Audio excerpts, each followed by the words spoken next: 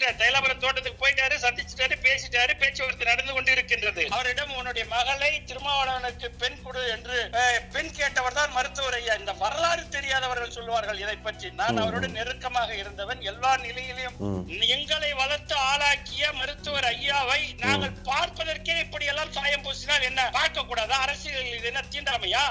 ஏன் தன்னுடைய முன்னாள் தலைவர்களை சந்திப்பதில் ஏதாவது தப்பு இருக்கா? அப்படி பார்த்தா வைகோ ஏன் கலைஞர்கிட்ட போனாரு? இதெல்லாம் கேள்வி வரும் இல்லையா? இப்ப ஏன் வைகோவுடைய பிரதிநிதிகள் ஏன் திமுகவில் இருக்கிறாங்க? காங்கிரஸ்ல இருக்கிறவங்க ஏன் தமிழ்நாடு காங்கிரஸ்ல இருக்கிறவங்க ஏன் காங்கிரஸுக்கு போனாங்க? 15 ஆண்டு காலம் கழித்து மருத்துவர் ராமதாஸ் அவர்களை வந்து சந்திச்சிருக்கீங்க. நீண்ட நெடிய பயணத்தில் அவரோட இருந்திருக்கீங்க, பல போராட்டங்கள் அவரோட கலந்துருக்கீங்க. 15 ஆண்டுகள் கழித்து நீங்க பார்க்கும்பொழுது உங்களை எப்படி வரவேற்றார், உங்ககிட்ட என்ன பேசினார்?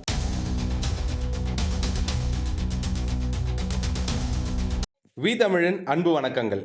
இன்று நம்மோடு இணைந்து இருப்பவர் தமிழக வாழ்மை கட்சியின் ஒழுங்கு நடவடிக்கை குழுவின் தலைவர் திருமாவளவன் அவர்கள். வணக்கம்ண்ணா. வணக்கம். வணக்கம் அண்ணா, அனைவருக்கும் வணக்கம். இன்னைக்கு இருக்கிற அரசியல் சூழலில் நேற்று ஒரு பரபரப்பான செய்தியை வந்து பார்க்க முடிஞ்சுது. நீங்கள் 15 ஆண்டு காலம் கழித்து மருத்துவர் ராமதாஸ் அவர்களை வந்து பாமக தலைவர் அவர்களை போய் சந்தித்தது வந்து ஒரு பெரும் பேசு பொருளாக இருக்குது. அதற்கான காரணம் என்ன? அரசியல் காரணங்கள் இருக்கிறதா? அதில் எந்த விதமான அரசியல் உள்நோக்கமோ அரசியல் காரணங்களோ இல்லை. அதை முழுக்க முழுக்க மருத்துவர் ஐயாவின் வயதையும் உடல்நிலையையும் கருத்தில் கொண்டு நீண்ட நெடிய காலத்திற்கு பிற்பாடு அவருடைய மன சங்கடங்களை எங்களை போன்றவர்கள் சந்தித்து அவருடன் உரையாடும் போது அந்த சங்கடங்கள், அவருக்கு இருக்கக்கூடிய அழுத்தங்கள், மன அழுத்தங்கள், மன சோர்வுகள் நீங்கும் என்ற எண்ணத்தில் அவரை சந்தித்து கடந்த கால நிகழ்வுகளை குறித்து விவாதிப்பதற்காகத்தான் சென்றேன். சரிங்க. அதில் எந்த விதமான அரசியல் உள்நோக்கமும் இல்லை.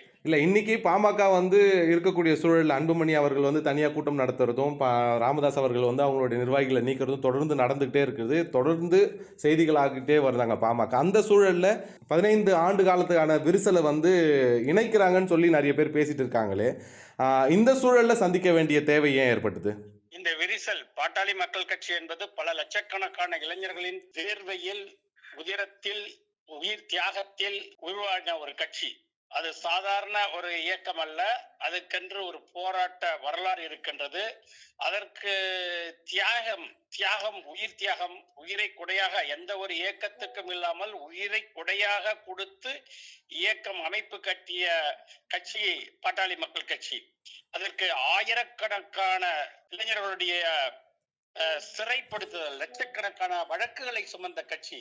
ஆயிரக்கணக்கான இளைஞர்களுடைய வாழ்வை இழந்திருக்கின்றார்கள், எதிர்காலத்தை இழந்திருக்கின்றார்கள். பல்லாயிரக்கணக்கான கோடிக்கணக்கான விலைமதிப்பற்ற சொத்துக்களை இழந்த ஒரு இயக்கம். 100க்கும் மேற்பட்டவர்களுடைய உயிரை தியாகம் செய்திருக்கின்றார்கள் அந்த இயக்கத்திற்காக.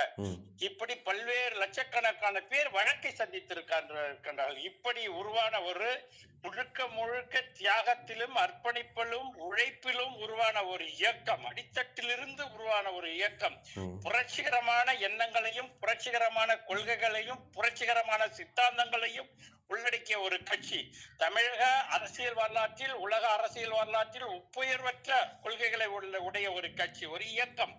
அப்படிப்பட்ட ஒரு இயக்கம் எங்களால் வளர்த்தெடுக்கப்பட்டு நாங்கள் எல்லாம் சேர்ந்து அதற்காக உழைத்து அந்த இயக்கத்தை உருவாக்கிய ஒரு இயக்கம் என் கண் முன்னால் சிதைவதை கண்டு பொறுத்து கொள்ள முடியாம ஆற்றாமையினால் இதற்கு ஒரு முடிவு கட்ட வேண்டும், இதற்கு ஒரு முடிவுரை எழுத வேண்டும் என்கின்ற ஒற்றை நோக்கத்தோடு நாங்கள் இந்த சந்திப்பை நடத்தினோம். இதற்கு அதுதான் காரணம். உங்களுடைய உழைப்பு. நாங்கள் மருத்துவர் ஐயாவை சென்று சந்திக்கின்ற பொழுது அதை ஏற்றுக்கொள்ள முடியாமலோ, இல்ல எங்க தன்னிடம் இருக்கின்ற அதிகாரமும் தன்னிடம் இருக்கின்ற அரசியல் செல்வாக்கும் மடைமாற்றம் செய்து விடுவார்களோ என்கின்ற அச்சத்தின் காரணமாக அதுக்கு ஒரு முடிவு, ஒரு எப்படி சொல்றது, ஷாக் ட்ரீட்மெண்ட் கூட சொல்லலாம், உடனடி தீர்வு அது நடக்கும் என்று எங்களுக்கு தெரியும். அதற்காகத்தான் நாங்கள் ஒரு வார காலமாக இதை தொடர்ச்சியாக எப்படியாவது தந்தைக்கு மகனுக்குமான உறவு அது சரி செய்யப்பட வேண்டும் என்று கடந்த 10 தினங்களாக பொறுத்திருந்து பார்த்தோம். 10 தினங்களாக அதற்கு ஒரு முடிவு எட்ட முடியாத நிலையில் அது தொடர்ச்சியாக அந்த விரிசல் நாளுக்கு நாள் படிப்படியாக அதிகரித்துக் கொண்டே செல்வதனால் பல லட்சக்கணக்கான பாட்டாளி மக்கள் கட்சியினுடைய மருத்துவர் ஐயாவை நம்பி அரசியலுக்கு வந்த இளைஞர்களுடைய உள்ள குமுறலை, அவருடைய துயரத்தை, அவருடைய வேதனையை, அவருடைய வலியை கடந்த காலத்தில் அந்த கட்சியில் பயணித்தவன் என்பதாலும் தன்மானம் மிக்க ஒரு ஒரு இயக்கத்தை சார்ந்தவர்கள் என்ற காரணத்தாலும் அவர்களால் தன்னை இதை போன்ற சூழ்நிலைக்கு பக்குவப்படுத்திக் கொள்ள முடியாத உணர்ச்சி வசப்படக்கூடிய இளைஞர்கள் நிறைந்து இருக்கின்ற அந்த இயக்கத்தில் எந்த ஒரு இயக்கத்தினுடைய ஒரு இளைஞனுடைய ஒவ்வொரு உயிரும் ரொம்ப முக்கியம். அப்படி இருக்கின்ற காலத்தில் இவர்களுடைய பிரிவு துயரை தாங்க முடியாமல் தாங்கிக் கொள்ள முடியாமல் ஏதாவது ஒரு அசம்பாவிதம் நடந்துவிடக் கூடாது என்கின்ற காரணத்தினாலும் இளைஞர்களுடைய உயிரை மாய்த்துக் கொண்ட நிலைக்கு அவர்கள் சென்று விடுவார்களோ என்ற அச்சத்தின் காரணமாகவும் தான் நாங்கள் மருத்துவர் ஐயாவை சென்று எந்த விமர்சனங்கள் வந்தாலும் பரவாயில்லை என்கின்றதை ஏற்றுக்கொண்டு மருத்துவர் ஐயாவை சென்று சந்திக்கின்ற பொழுது உணர்ச்சிக்கு இடம் கொடுக்கக்கூடிய அன்புமணி அவர்கள் உடனடியாக அதுக்கு ரிஃப்ளெக்ட் பண்ணுவார் என்பது எங்களுக்கு தெரியும். நாங்கள் தைலாபுரம் சென்றால் அதை ஏற்றுக்கொள்ள முடியாமல் மருத்துவர் சின்னையாவும் அவரை சார்ந்தவர்களும் அவருக்கு அதிகப்படியான அழுத்தம் கொடுப்பார்கள்.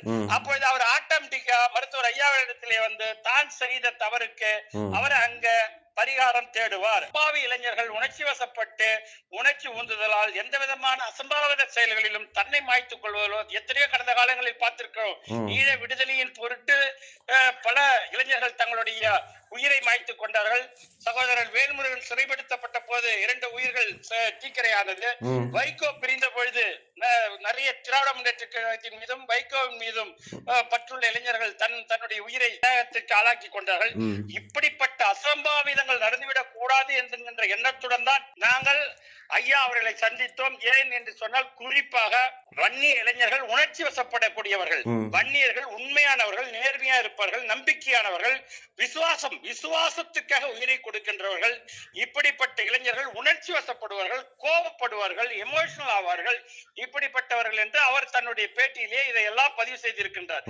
அப்படி அதை உள்வாங்கிய இதை வந்து நாங்கள் நடைமுறையில பார்த்துக்கிட்டே இருக்கோம். அவர்களுடைய அந்த இளைஞர்களுடைய எண்ணங்கள், அவருடைய செயல்பாடுகள் எப்படி இருக்குன்னு எங்களுக்கு தெரியும். ஆகையினால ஏதாவது ஒரு தாயுடைய குழந்தை, ஏதாவது ஒரு குடும்பத்தை பாதுகாக்க வேண்டிய ஒரு குடும்பத்தின் பொறுப்பை நம்பி இருக்கின்ற ஒரு இளைஞனுடைய உயிர் எங்காவது ஏதாவது நடந்துவிடக் கூடாது என்கின்ற பயம் ஒவ்வொரு நாளும் எங்களுடைய ஆழ்மனதிலே இருந்து கொண்டே இருந்தது. அதை தவிர்க்கும் பொருட்டுதான் நாங்கள் உடனடியாக தைலாபுரம் சென்று ஐயா அவர்களை சந்தித்தோம். ஐயாவை சந்தித்து விட்டு நான் அவர்களிடம் உரையாடி விட்டு வந்த சற்று நேரத்திலே மருத்துவர் சின்னையா அவர்கள் தைலாபுரம் வருவதற்கு தயாராகி விட்டார் என்கின்ற எனக்கு தெரியும். அவர் வருவார் என்பதை நிச்சயம் எனக்கு தெரியும். அதனாலதான் அதுக்கு ஒரு முடிவு கட்ட வேண்டும். இதற்கு யாராலையும் எந்த சூழலாலையும் இது முடிவு எடுக்க முடியாது, முடிவு எட்ட முடியாது. ஆகையினால் அதற்கு ஒரு உடனடி தீர்வு நான் மருத்துவரை சந்திப்பதன் மூலமாக நிகழும் என்ற நம்பிக்கையினால்தான் நான் எல்லா அரசியலையும் கடந்து, விமர்சனங்களை கடந்து, எனக்கு ஏற்படக்கூடிய எதை பற்றியும் கவலைப்படாமல் நான் ஐயாவை சென்று சந்தித்தேன். போய் சந்திச்சதை வந்து பாமகவினர் வந்து வரவேற்பாங்கன்னு நினைக்கிறீங்களா? அதாவது இதுல வந்து வரவேற்கணும் என்பது யாரை வரவேற்பதற்காகவோ கொண்டாடுவதற்காகவோ இல்லை பேர் வாங்குவதற்காகவோ இந்த சந்திப்பு அல்ல.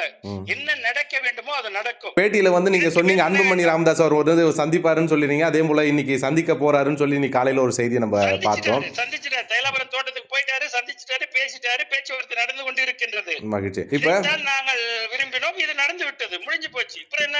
இப்போ எனக்கு என்னன்னா, இப்போ நீங்க ஒரு கட்சியோட முக்கியமான பொறுப்புல இருக்கீங்க. உங்களுடைய தலைவர் வந்து ஒரு பேசப்படக்கூடிய பெருந்தலைவராக தமிழ்நாட்டில் வந்து அரசியல் தலைவராக வளர்ந்துட்டு வந்துட்டு இருக்காங்க.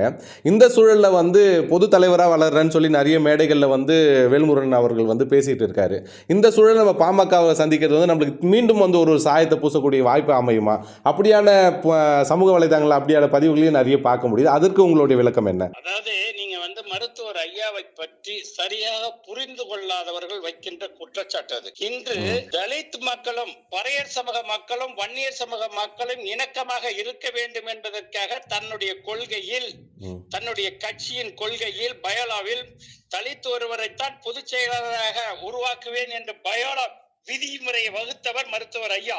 தன்னுடைய கட்சியில் நீல சின்னம், தலித் மக்களுடைய அடையாளமாக இருக்கக்கூடிய நீல கலரை தன்னுடைய கொடியில் முதலில் மேலே இருக்கக்கூடிய நீளத்தை பதிவு செய்தவர் ஐயா. அதை போன்று குடிதாங்கி சாவடியில் தலித் மக்களுடைய பிணம் வன்னிய சாதி அடர்த்தியாக வாழுகின்ற வீதி வழியா வரக்கூடாது என்று தடுக்கப்பட்டதை தன்னுடைய தோளிலே சுமந்து அங்கே அந்த பிறப்பை தான் சார்ந்த சமூகத்தை எதிர்த்து அதை அடக்கம் செய்தவர் மருத்துவர் ஐயா. அதனால் அதை தோழர் திருமா அவர்கள் அவருக்கு குடிதாங்கி சாவடியினுடைய நடந்த நிகழ்வை அவருக்கு பட்டமளித்தார், அவரை போற்றினார். ஒருதாய் மக்கள், பறையர் வன்னியர் ஒருதாய் மக்கள் என்று தமிழ்நாடு முழுவதும் மாநாடு நடத்தினார். அதே மாதிரி அருந்ததியர் வன்னியர் ஒருதாய் மக்கள் மாநாடு நடத்தி காட்டியவர். அதே மாதிரி தேவேந்திர வேளாளர் வன்னியர் ஒருதாய் மக்கள் மாநாடை தமிழகம் முழுவதும் நடத்தி காட்டியவர். இப்படி அடுக்கடுக்காக சொல்லிக்கொண்டே போகலாம். தன்னுடைய தியாகத்தின் மூலமாக, தன் இன தியாகத்தின் மூலமாக, வன்னியர் சங்கத்தின் மீது போராட்டத்தின் மூலமாக இடஒதுக்கீடு வேண்டு தன்னை மட்டும், தான் சாதியை மட்டும் முதன்மைப்படுத்திக் கொள்ளாமல் பிற சமூக மக்கள் 108 சாதிகளை உள்ளடக்கி தன்னுடைய இனத்தை களத்திலே பலி கொடுத்து வழக்குகளை சுமந்து வலிகளை சுமந்து துயரங்களை சந்தித்து பெற்ற இடஒதுக்கீட்டின் பலனை 108 சாதிகளுக்கு பகிர்ந்தளித்தவர் தான் எம்பிசி என்கின்ற இடஒதுக்கீடை பெற்றுத் தந்தவர் தான் மருத்துவர் ஐயா. அதை போன்று தனக்கு அதிகாரத்தில் வாய்ப்பு கிடைத்த பொழுது தன்னுடைய இன தியாகத்தின் மூலமாக கிடைத்த மாபெரும் வெற்றியின் மூலமாக இந்த நாட்டை ஆளுகின்ற வாய்ப்பை தான் இனம் பயன்படுத்திக் கொள்ளாமல் தலித் சமுதாயத்தை சேர்ந்த ஒருவரை தான் நான் இந்த நாட்டுடைய முதல்வராக கொண்டு வருவேன் என்று சொல்லி தலித் எழில்மலை அவர்களை இந்த நாட்டினுடைய இந்தியாவினுடைய இணை அமைச்சராக ஆக்கி காட்டியவர் மருத்துவர் ஐயா. அதற்கு பிற்பாடும் பொன்னுசாமி அவர்களை மத்திய இணை அமைச்சராக ஆக்கி காட்டியவர் தான் மருத்துவர் ஐயா. அதுவரை தலித் சமுதாயத்தில் இருக்கின்ற யாருக்கும் மத்தியிலே ஆட்சி அதிகாரத்திலே மிகப்பெரிய பதவியை எந்த ஒரு இயக்கமும் எந்த ஒரு கட்சியும் பெற்று தந்ததாக வரலாறு இல்லை. இப்படி அவரை பல்வேறு காலகட்டங்களில் பல்வேறு நிகழ்வுகளில் உணர்ச்சி வசப்பட்டு ஏதாவது மேடைகளில் அது ஏதாவது ஒரு சில வார்த்தைகளை பேசுகின்ற பொழுது அது எப்பயுமே மைக்கு முன்னாடி பேசுகின்ற போது மாற்றைகள் ஏதாவது வரும், அதை பெரிதுபடுத்தி அவரை சாயம் பூசி அதை ஒரு சாதிக்கு மட்டுமே ஒரு உரிமையுடையவர், ஒரு சாதியினுடைய பிரதிநிதிக்காக போராடுகின்றார் என்கின்ற பின்பத்தை கட்டுகின்றார்களே ஒழிய அவரோடு நெருக்கமாக இருந்தவன். இன்னும் ஒரு படி மேலே சென்று சொல்ல வேண்டும் என்று சொன்னால் சகோதரர் திருமா அவர்களுடைய திருமணத்தை நடத்தி வைக்க வேண்டும் என்பதற்காக 25 ஆண்டு காலத்திற்கு முன்பாக தன் இனத்தை சேர்ந்த திட்டக்குடி பகுதியைச் சேர்ந்த தன்னுடைய கட்சியினுடைய வன்னியர் சங்கத்தினுடைய தலைவராக இருந்த தனவேல் என்பவருடைய மகளை, வன்னியர் சமூகத்தினுடைய தலைவராக இருந்த பெரும் தலைவர்களில் ஒருவராக இருந்த தனவேல் என்பவருடைய மகளை திருமாவளவனுக்கு திருமணம் பேசி முடிப்பதற்கு ஏற்பாடு செய்து அதை அவரிடம் உன்னுடைய மகளை திருமாவளவனுக்கு பெண் கொடு என்று பெண் கேட்டவர் தான் மருத்துவர் ஐயா. இந்த வரலாறு தெரியாதவர்கள் சொல்வார்கள் இதை பற்றி. நான் அவருடன் நெருக்கமாக இருந்தவன், எல்லா நிலையிலும் அவருடைய நிழலாக நான் அவரை பின்தொடர்ந்தவன். இப்படி அவரை பற்றி சொல்லிக்கொண்டு எத்தனையோ சிறப்புகளை சொல்லிக் கொண்டு போகலாம்.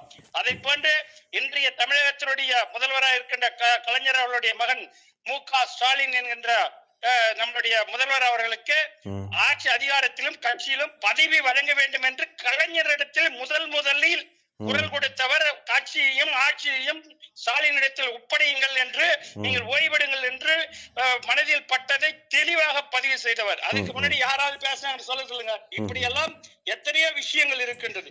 இந்த மண் சார்ந்து, இந்த மொழி சார்ந்து, இந்த இனம் சார்ந்து, தமிழீழ விடுதலை சார்ந்து, இல்ல உழைக்கும் மக்களின் உரிமை சார்ந்து, இந்த தீண்டாமை சார்ந்து, தீண்டாமை ஒழிப்பு சார்ந்து, சாதி ஒழிப்பு சார்ந்து, பெண் விடுதலை சார்ந்து, பொருளாதாரம் சார்ந்து எல்லா தளங்களிலும் பல்வேறு காலகட்டங்களில் பல்வேறு நிலைகளில் கடுமையாக போராடியவர், தியாகம் செய்தவர், அதற்காக உழைத்தவர், பல போராட்ட களங்களை கண்டவர்.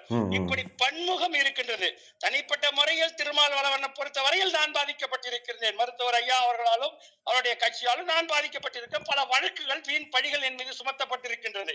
இதையெல்லாம் தள்ளிதான் இதையெல்லாம் நம்ம நம்மளுடைய தனிப்பட்ட இன்பத் துன்பங்களை துறந்து ஒரு பொது வாழ்வியல், ஒரு பொது நலனின் கருத்தை கொள்ளுகின்ற போது இதையெல்லாம் நம்ம பின்தள்ளி விட்டு தான் பார்க்கணும். அப்படி பார்க்கின்ற போது இன்றைக்கு வாடுகின்ற அரசியல் தலைவர்களில் மருத்துவர் ஐயாவுடைய அறிக்கை ஒவ்வொன்றும் இன்று தமிழகத்தை வழிநடத்துகின்றது, தமிழ் இனத்திற்கு ஒரு வெளிச்சத்தை காட்டுகின்றது என்று தான் சொல்ல வேண்டும். தமிழ்நாட்டில் தேர்தல் அரசியல் சூடு பிடிச்சிட்டு இருக்க காலகட்டம். இப்போ இந்த சூழலில் உங்களுடைய சந்திப்பு தேர்தல் அரசியலை நோக்கி தான் பார்க்கப்படுகிறது. தமிழக வாழ்மை கட்சியும் பாமகவும் தேர்தலில் இணையுமா, இல்லை அவங்க ரெண்டு பேரும் சேர்ந்த கூட்டணியில் இணைவாங்களா அப்படின்ற பல்வேறு பேச்சுக்கள் அடிப்படுது. அதை பற்றி உங்களுடைய விளக்கம் என்ன? அதாவது தமிழக கடந்த காலங்களில் அரசியல் வரலாற்றை நாம் உற்று நோக்கின்ற போது கடந்த காலங்களில் அரசியலில் பெரியாரை எதிர்த்துதான் திராவிட முன்னேற்ற கழகம் துவக்கப்பட்டது. ம். ஆனால் அந்த தலைவர் பதவியை பெரியார் தான் தலைவர், பொதுச் செயலாளர் தான் அண்ணா ஏற்றுக்கொண்டார். ம். அதை ஏற்றுக்கொண்ட நாம், ம். அதை கொண்டாடுகின்ற நாம், ம். எங்களை வளர்த்து ஆளாக்கிய மருத்துவர் ஐயாவை நாங்கள் பார்ப்பதற்கே இப்படி எல்லாம் சாயம் பூசினால் என்ன பார்க்க கூடாதா? அரசியல் இது என்ன தீண்டாமையா? ம். ஏன் தன்னுடைய முன்னாள் தலைவர்களை சந்திப்பதில் ஏதாவது தப்பு இருக்கா? அப்படி பார்த்தா வைகோ ஏன் கலைஞர்கிட்ட போனாரு? ம். ம். இதெல்லாம் கேள்வி வரும் இல்லையா? உண்மைதான். இப்ப ஏன் வைகோவுடைய பிரதிநிதிகள் ஏன் திமுகவுல இருக்கிறாங்க? ம். காங்கிரஸ்ல இருக்கிறவங்க ஏன் தமிழ்நாடு காங்கிரஸ்ல இருக்கிறவங்க ஏன் காங்கிரஸுக்கு போனாங்க? ம். இதெல்லாம் அதை நம்ம பார்க்கணும் இல்லையா? அப்ப நாங்க எங்களுடைய கட்சி அப்ப இதுக்கு மட்டும் சாதி முத்திரை சுமத்துவது எப்படி? ஏன் பெரியாரை இவர்கள் தலைவராகத்தானே அப்ப அவர் கண்ணூர் துணிகள் கட்சின்னு சொன்னாரு, மிக கேவலமாக விமர்சனம் பண்ணாரு.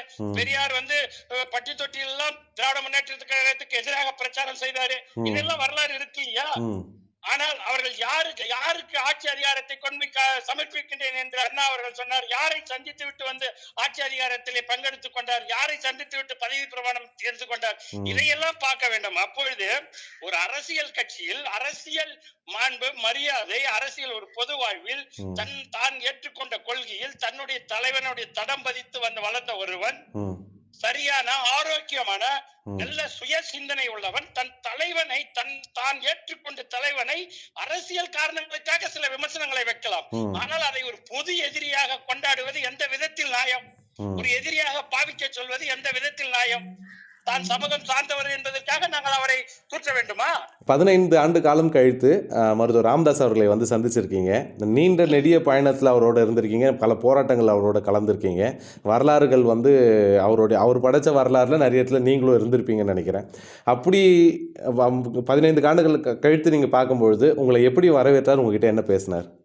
குண்டூசி முனை அளவு கூட அவருடைய பேச்சிலோ அவருடைய எண்ணங்களிலோ அவருடைய செயல்பாடுகளிலோ வித்தியாசம் காண முடியாத அளவுக்கு வாஞ்சையோடு அழைத்தார். திருமாலே அப்படி என்கின்ற கிராமப்புறத்தில் ஆயி அப்படின்னு அழைப்பாங்க. அதை போன்று வாஞ்சையோடு என்னை ஐயா அவர்கள் அழைத்தார்.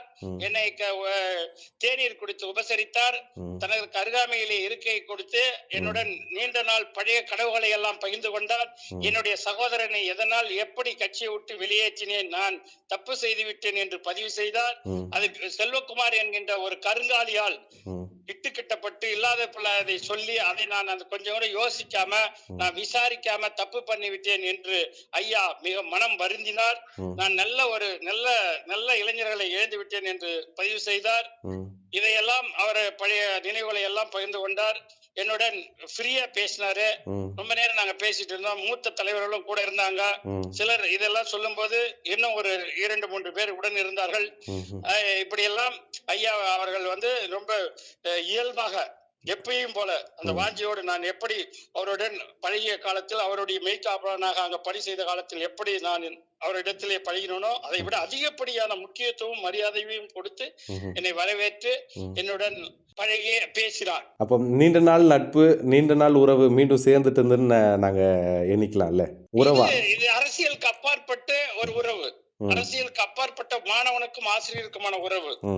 இப்ப எங்களிடத்திலேயே ஒரு முற்போக்கான எண்ணங்களை, முற்போக்கான கருத்துக்களை, தமிழ் தேசிய சித்தாந்தங்களை, தமிழ் உணர்வுகளை, தமிழ் அகராதியில் இருக்கக்கூடிய தமிழ் சொற்களை எப்படி பெரியார் அவர்கள் எழுத்து சீர்திருத்தம் கொண்டு வந்தாரோ அதே போல தமிழ் எழுத்துக்களை வடமொழி கலப்பு இல்லாமல் தமிழ் சூய தமிழ் சுத்த தமிழில் பேசுவது எப்படி என்றும், இல்ல சமூக நீதி கருத்துக்களை, இப்படி மார்க்சிய பொது உரிமை சித்தாந்தங்களை, இப்படி பல்வேறுபட்ட விஷயங்களை சொல்ல, மண் சார்ந்து, இயற்கை சார்ந்து, சுற்றுச்சூழல் சார்ந்து, இப்படி இன்றைக்கு இருக்கக்கூடிய விழிப்புணர்வுகளை உருவாக்குவதில் பெரும் பங்காற்றியவர் மருத்துவர் ஐயா அல்லவா?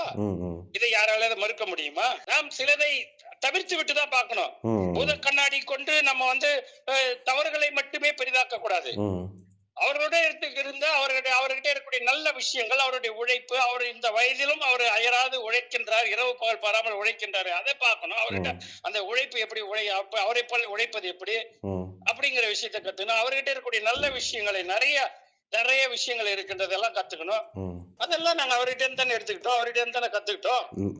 நல்லதுங்கண்ணா. உங்கள் நேரத்தை ஒதுக்கி பல கருத்துக்களை எங்களுக்கு சொன்னதில் வந்து மகிழ்ச்சி. வி தமிழ் சார்பாக நன்றிகள். நன்றி. அனைவருக்கும் நன்றி. சரிங்கண்ணா, நன்றிண்ணா. நான் அதை எடிட் பண்ணிட்டு கட் பண்ணிட்டேன். நன்றி.